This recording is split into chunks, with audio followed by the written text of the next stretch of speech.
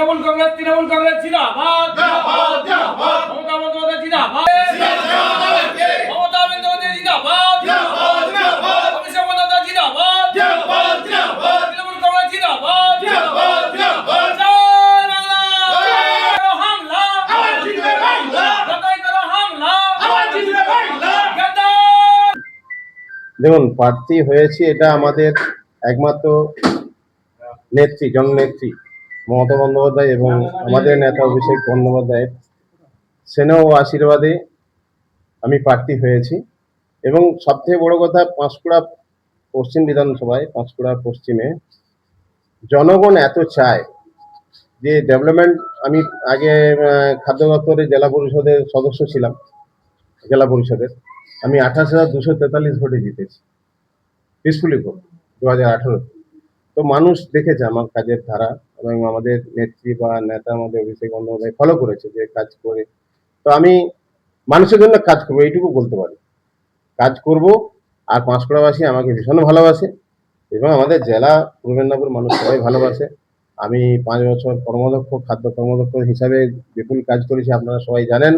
মানুষের কাজ করেছি, এটা আমার কোনো চাওয়া পাওয়ার কিছু নেই, এটা মানুষ সবাই জানে। আমি কোনো হিন্দু মুসলিম দেখি না, কোনো কালার দেখি না। আমি যখন ডেভেলপমেন্টের কাজ করি এক ভেবেই কাজ করি। আমার কাছে হিন্দু মুসলিম সমান। কোথাও আক্রমণ করবো না। উনি কিরকম কি আমি জানি না, তো ওই এলাকার মানুষ তারা জানবে যে উনি কিরকম কাজ করবেন।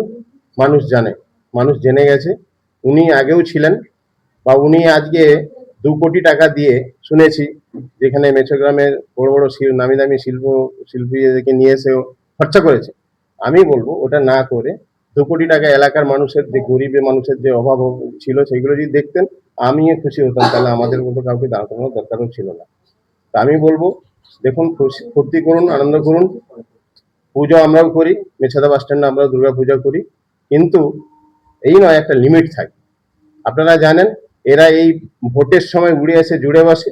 তৃণমূল কর্মী অঞ্চল এবং বুথ লেভেল পর্যন্ত মানুষের পাশে থাকে।